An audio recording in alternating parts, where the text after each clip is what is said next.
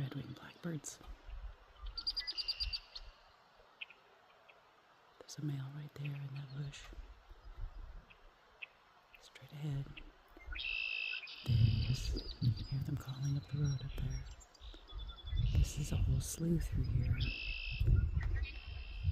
created by beavers. And it's right along the side of the Virginia Creeper Trail, which is closed right now. But that's the orange construction fencing on the far side over there.